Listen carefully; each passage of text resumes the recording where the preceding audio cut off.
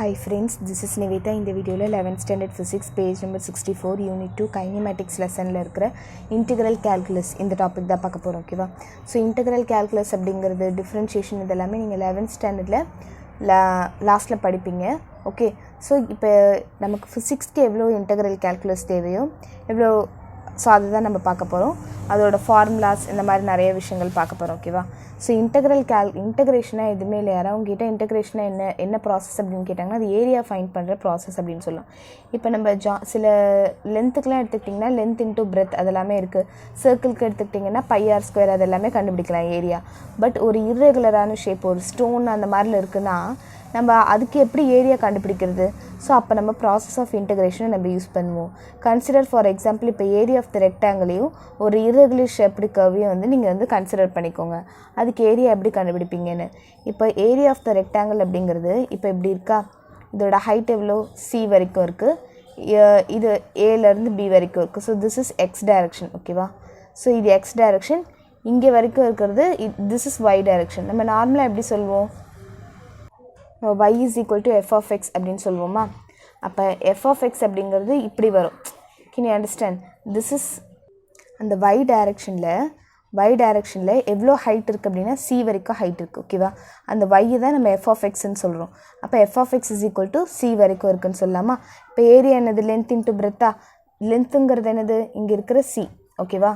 லென்த்துங்கிறது c, breadth அப்படிங்கிறது இப்போ இந்த மெஷர் அப்படின்னு சொல்லும்போது டோட்டல் இங்கேருந்து இங்கே வரைக்கும் b, பியிலேருந்து ஏ போயிடுச்சுன்னா, தட் இஸ் பியிலேருந்து ஏ போயிடுச்சுன்னா எனக்கு இந்த வேல்யூ தான் என்னது, அதோட breadth. Can you understand? Length is C, breadth is B minus A அப்படின்னு வரும். ஸோ இந்த வேல்யூ. ஓகேவா? அப்போ அதுவே வந்து இந்த மாதிரியான ஒரு கர்வ் இருக்கும்போது இப்போ இர்ரெகுலரி ஷேப்டு கர்வ் இருக்குது. ஓகேவா? ஸோ இதுதான் வந்து அந்த எஃப் ஆஃப் எக்ஸ் அப்படிங்கிற ஒரு கர்வு. ஸோ இதுக்கு கீழே இருக்கிற ஏரியா என்ன அப்படிங்கிறத எப்படி கண்டுபிடிக்கிறது அப்படின்னா, to find the area of the irregularly shaped curve given F of X மட்டும் கொடுத்துருக்காங்க அப்படிங்கிறப்ப நம்ம அந்த ஏரியாவை என்ன பண்ணலாம் அப்படின்னா ரெக்டாங்குலர் ஸ்ட்ரிப்ஸாக பிரிக்கலாம். ஓகேவா? ஸோ இந்த மாதிரி நான் என்ன செஞ்சுக்கிறேன், ரெக்டாங்குலராக பிரிச்சுக்கிறேன். இப்போ ஏரியா அண்டர் த கர்வ், அப்போ இதுக்கு இந்த ஏரியா அப்படிங்கிறது it's approximately equal to sum of the areas of each triangle. இந்த டோட்டல் ஏரியா, அதாவது இதுக்கு இடையில இருக்கிற ஏரியா அப்படிங்கிறது இந்த ஒவ்வொரு ரெக்டாங்கிளையும் ஆட் பண்ணுறதுக்கு சமமாக. Can you understand? அப்போ இது எப்படி பண்ணுறாங்க அப்படின்னா area is approximately equal to, இப்போது இதை வந்து ஏன்னு எடுத்துக்கிறாங்க. ஓகேவா? இங்கே இதுதான் ஏலேருந்து பி வரைக்கும் இருக்குது. ஸோ ஏலேருந்து பி வரைக்கும். ஸோ ஒரு கொஞ்சம் டிஸ்டன்ஸ் தள்ளி x1, கொஞ்சம் டிஸ்டன்ஸ் தள்ளி x2, கொஞ்சம் டிஸ்டன்ஸ் தள்ளி x3, கொஞ்சம் டிஸ்டன்ஸ் தள்ளி b, எல்லாமே சேம் டிஸ்டன்ஸ் டெல்டா எக்ஸ் அப்படின்னு சொல்லிட்டு ஸ்மால் சேஞ்ச் இன் எக்ஸ் அப்படிங்கிறது. அடுத்தது y அப்படிங்கிறது இப்போ ஏன்னா இங்கே f of a இருக்கும். ஓகேவா? இங்கே x1னா இங்கே f of x1 இருக்கும், இங்கே x2னா இங்கே f of x2 இருக்கும், இங்கே x3னா f of x3 இருக்கும். Can you understand? இங்கே bனா முடிகிற இடம் வந்து f of bயாக இருக்கும். ஓகேவா? ஸோ இது வந்து f of x அப்படிங்கிற அந்த ஒரு கர்வ். அப்போ என்ன சொல்கிறாங்க அப்படின்னா area is approximately equal to, இது எல்லாத்தையுமே ஆட் பண்ணுறதுன்னு சொல்கிறாங்களா? இப்போ இந்த ரெக்டாங்கிளோட ஏரியா என்னவாக இருக்கும், லென்த்துங்கிறது f of a இருக்கும், பிரெத்துங்கிறது டெல்டா எக்ஸாக இருக்கும். So f of a into delta X plus இதோடது என்னவாக இருக்கும், இதோட ஹைட் வந்து f of x1. So f of x1 into this is delta X. So f of x1 into delta X. அடுத்தது இதனோட ஹைட் என்னது, இதோட ஹைட்டுன்னு பார்த்தீங்கன்னா f of x2 into delta X. அடுத்தது பார்த்தீங்கன்னா f of x3 into delta X. So இந்த மாதிரி இதோட ஹைட்டு இன்ட்டு டெல்டா எக்ஸ், இதோட ஹைட்டு இன்ட்டு டெல்டா எக்ஸ் அப்படி எடுக்கிறோம். கரெக்டாக? அப்போ இந்த f of a அப்படிங்கிறது it's a value of the function f of x at x is equal to a. அதாவது f of a அப்படிங்கிறது எனக்கு எப்போ வருது அப்படின்னா f of a is a value of the function f of x அப்படிங்கிறது at xோட value, இது தானே எக்ஸோட வேல்யூ ஏல இருக்கும்போது ஒய்யோட வேல்யூ வந்து f of aன்னு கிடைக்குது. f of a எப்போ கிடைக்குது, எனக்கு எக்ஸோட வேல்யூ ஏன்னு இருக்கும்போது. அப்போ f of x1 எப்போ கிடைக்குது, எக்ஸோட வேல்யூ x1ன்னு இருக்கும்போது. ஸோ அதே மாதிரி போயிட்டே இருக்குது. ஓகேவா? as we increase the number of strips, இப்போ எனக்கு இதில் கூட பார்த்திங்கன்னா கொஞ்சம் பர்ஃபெக்டாக வரல, பிகாஸ் இங்கே கொஞ்சம் கேப் எல்லாமே விட்டுருக்கு. அப்போ என்ன செய்கிறாங்க அப்படின்னா அந்த நம்பர் ஆஃப் ஸ்ட்ரிப்ஸை வந்து அதிகப்படுத்துகிறாங்க. அப்போ த ஏரியா எவல்வேட்டட் பிகம்ஸ், அப்போ இன்னும் கொஞ்சம் மோர் அக்யூரேட்டாக வரும்ல. அப்போ நான் என்ன செய்யலாம், அதோட ஏரியா வேணும்னா ஜஸ்ட் அந்த n நம்பர் ஆஃப் ஸ்ட்ரிப்ஸை ஆட் பண்ணால் போதும். கரெக்டாக? அப்போ ஏரியா அப்படிங்கிறது summation of n equal to 1லேருந்து n வரைக்கும், நான் எத்தனை இந்த மாதிரி ஸ்ட்ரிப்ஸ் எடுக்கிறேனோ அத்தனை ஸ்ட்ரிப்ஸு இன்ட்டு எனக்கு என்ன வரும், இங்கே இருக்குல்ல எஃப் ஆஃப் எக்ஸ்என் நான் எவ்வளோ எக்ஸ் எடுத்துக்கிறேனோ இன்ட்டு டெல்டா எக்ஸ் அப்படின்னு வரும். கரெக்டாக? F of X N into delta X அப்படின்னு வரும். As a number of steps, இந்த நம்பர் ஆஃப் ஸ்டெப்ஸ் அப்படிங்கிறது இன்ஃபினிட்டி வரைக்கும் போகுது. அப்போ த சம் பிகம்ஸ் இன்டெக்ரல். அந்த சம் அப்படிங்கிறது எனக்கு என்னாவது இன்டெக்ரலாக மாறிடுது. விச் மீன்ஸ் என்ன சொல்ல வராங்க அப்படின்னா, இப்போது இந்த குட்டி குட்டி இது வந்து பெருசாக எடுத்திருக்காங்க. இது வந்து ரொம்ப குட்டி குட்டியாக எடுத்தாங்கன்னா மேபி நமக்கு அந்த சம்மேஷனில் கிடைக்கலாம்.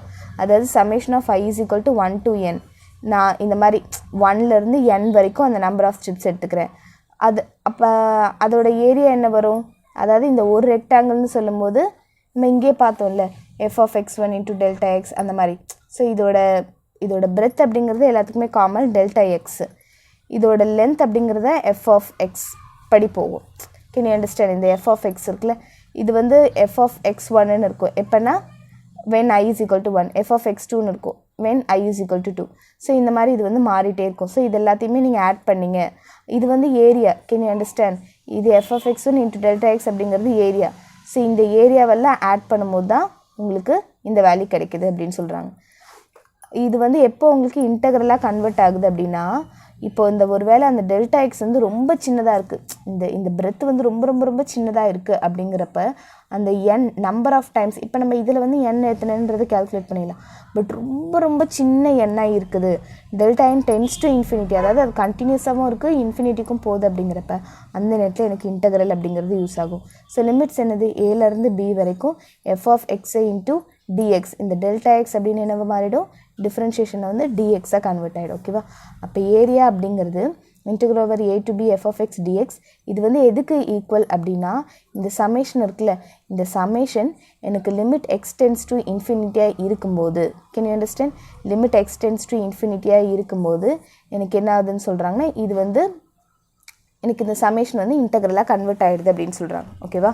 அதுதான் இங்கே கொடுத்துருக்காங்க. As a number of steps வந்து இன்ஃபினிட்டிக்கு போக போக சம் வந்து இன்டெக்ரலாக மாறிடும். அப்போ area equal to a to b f of x dx as n tends to infinity delta x tends to 0. இப்போ integration will give the total area under the curve. அப்போ இன்டெகிரேட் பண்ணுறதுனால எனக்கு அந்த வேல்யூ வந்து எனக்கு கிடைக்கும் அப்படின்னு சொல்கிறாங்க. ஓகேவா? இப்போ எக்ஸாம்பிள் பார்த்தீங்க அப்படின்னா, இந்த இன்டெகிரல் எங்கெல்லாம் யூஸ் பண்ணுறாங்க அப்படின்னு பார்த்தீங்கன்னா, ஃபிசிக்ஸில் வந்து work done by the force on an object to move it from ஒரு பாயிண்ட்லேருந்து இன்னொரு பாயிண்ட்டுக்கு எடுத்துகிட்டு போகிறாங்க அப்படிங்கிறப்ப அந்த ஒர்க் டனுக்கு நம்ம இந்த இன்டெகிரலை யூஸ் பண்ணுறோம். பிகாஸ் அது இப்போ நான் இதை வந்து இங்கேருந்து கொண்டு போகிறேன் அப்படின்னா நான் கண்டினியூஸாக தானே கொடுப்பேன், இது கண்டினியூஸ் தானே. ஸோ அதுதான் இங்கே வந்து ஒர்க் டனோட கர்வ் பார்த்தீங்கன்னா ஏலேருந்து பி வரைக்கும் இந்த ஃபோர்ஸ் அப்படிங்கிறது முதல்ல நம்ம வந்து கம்மியாக கொடுப்போம். இப்போ ஒரு சேரே தள்ளுறோன்னா முதல்ல கம்மியாக கொடுத்துட்டு அதுக்கப்புறம் என்ன ஆகும், டக்குன்னு அதிகமாக கொடுக்க ஆரம்பிப்போம். கரெக்டாக? ஸோ அதனால் அந்த கர்வ் வந்து இப்படி இருக்குது. ஸோ இதில் வந்து நீங்கள் ஏரியா கண்டுபிடிச்சிங்கன்னா அதுதான் வந்து ஒர்க் டன் சொல்கிறாங்க.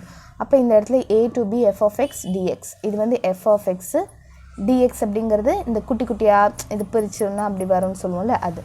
இப்போ நோ ஸ்கேலார் ப்ராடக்ட் இங்கே வந்து நம்ம டாட் ப்ராடக்ட் யூஸ் பண்ண தேவை கிடையாது. நம்ம நார்மலாகவே வந்து ஒர்க் டனுக்கு வந்து டாட் ப்ராடக்ட் அப்படிங்கிறத யூஸ் பண்ணுவோம். இந்த இடத்துல வந்து நம்ம டாட் ப்ராடக்ட் யூஸ் பண்ண தேவை கிடையாது.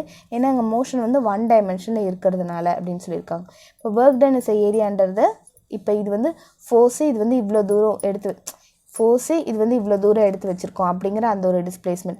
ஸோ இது ரெண்டுத்துக்கும் இடையில இருக்கிற ஏரியாவை தான் நம்ம ஒர்க் அப்படின்னு சொல்லுவோம். ஓகேவா? அடுத்தது இம்பல்ஸ் அப்படின்றது is given by force in an interval of time. அதாவது ஒரு குட்டி டைமில் எனக்கு நிறைய ஃபோர்ஸ் ஆக்ட் ஆகிறதா என்னதுன்னா இம்பல்ஸ் அப்படின்னு சொல்கிறது. ஓகேவா? இம்பல்ஸ் அப்படிங்கிறது ஒரு பர்டிகுலர் டைம், அதாவது t is equal to 0லேருந்து t is equal to t1, t is equal to 0லேருந்து t is equal to t1. அந்த ஃபோர்ஸ் வந்து என்ன சடனாக இன்க்ரீஸ் ஆகுது. இப்போ பால் போடுறாங்கல்ல கிரிக்கெட்டில், அப்போ நம்ம கேட்ச் பிடிக்கும்போது அது என்ன ஆகுது, டக்குன்னு ஒரு பர்டிகுலர் டைமில் நம்ம பால் வந்து நம்மக்கிட்ட ஒரு பெரிய ஃபோர்ஸ் நம்ம கையில் ஏற்படுத்துதில்ல. ஸோ அதை தான் நம்ம இம்பல்ஸ் அப்படின்னு சொல்லுவோம். Okay, t is equal to 0லேருந்து t is equal to t1, impulse is equal to I is equal to 0லேருந்து t1 வரைக்கும், அந்த டைம் 0லேருந்து t1 வரைக்கும் இருக்குது. இதில் நீங்கள் எடுத்தும் போது என்னாகும், ஃபோர்ஸ் இன்ட்டு டைம் dt. கரெக்டாக? f இன்ட்டு dt, பிகாஸ் ஃபோர்ஸுங்கிறது y ஆக்சஸ் இன்ட்டு இது நம்ம வந்து ஸ்மாலாக பிரிக்கும்போது dt அப்படின்னு வரும். இம்பல்ஸ் அப்படிங்கிறது என்னென்னா area under the curve force function f, அதாவது இந்த ஃபோர்ஸுக்கும் அந்த டைமுக்கும் இடையில் இருக்கிற அந்த ஒரு ஃபங்க்ஷனுக்கு கீழே இருக்கிற அந்த ஏரியாவை தான் நம்ம இம்பல்ஸ் அப்படின்னு சொல்லுவோம். ஓகேவா? நீங்கள் இதில் வந்து ரொம்ப குழம்பெல்லாம் வேணாம். என்னென்னா நார்மலாக நம்ம ஒரு ரெகுலர் ஆப்ஜெக்ட்க்கு இந்த மாதிரியான ஒரு ஏரியா கண்டுபிடிப்போம். இர்ரெகுலர் ஆப்ஜெக்ட்க்கு இந்த மாதிரி f(x)ங்கிற ஒரு கேர்வ் இருக்குது. அப்போ நம்ம எப்படி கண்டுபிடிப்போம் அப்படின்னா, நம்ம அந்த கேர்வே வந்து ரெக்டாங்குலர் கம்பார்ட்மெண்ட்ஸாக பிரிக்கும் போது, ஸோ இந்த எல்லா ரெக்டாங்குலரோட ஏரியாவே ஆட் பண்ணும்போது எனக்கு இந்த டோட்டல் ஏரியா வரும். பட் இதில் வந்து எனக்கு இன்னும் கரெக்டாக வரணும் அப்படின்னா இதை நான் வந்து நிறைய ரெக்டாங்குலர் செக்மெண்ட்ஸாக பிரிக்கணும். ஸோ நிறைய பிரிக்கணும் அப்படிங்கிறப்ப ஒரு வேளை அந்த பிரிக்கிறதே வந்து டென்ஸ் டு இன்ஃபினிட்டி, ரொம்ப சின்ன லெவலாக பிரிக்கும் போது இந்த டெல்டா அந்த பிரெத் இருக்குல்ல, அது வந்து ரொம்ப சின்னதாக ஆகும்போது, அது வந்து டென்ஸ் டு 0வாக இருக்கும் போதும், இந்த நம்பர் வந்து டென்ஸ் டு இன்ஃபினிட்டியாக இருக்கும் போதும் எனக்கு இந்த சம் இது எல்லாத்தையுமே ஆட் தானே பண்ணும். இந்த இடத்துலலாம் ஆட் தானே பண்ணும். அந்த ஆட் பண்ணுறது எல்லாமே it will be converted to இன்டெக்ரலாக கன்வெர்ட் ஆகிடும். ஸோ இன்டெக்ரலாக எங்கெல்லாம் யூஸ் பண்ணுறாங்க, ஒர்க் டனில் யூஸ் பண்ணுறாங்க, இம்பல்ஸ் அப்படிங்கிற ஒரு விஷயத்தில் யூஸ் பண்ணுறாங்க. ஓகேவா? தேங்க்யூ ஃபார் வாட்சிங். இந்த வீடியோ உங்களுக்கு பிடிச்சிருந்தால் லைக் பண்ணுங்கள், ஷேர் பண்ணுங்கள், subscribe to my channel. Thank you.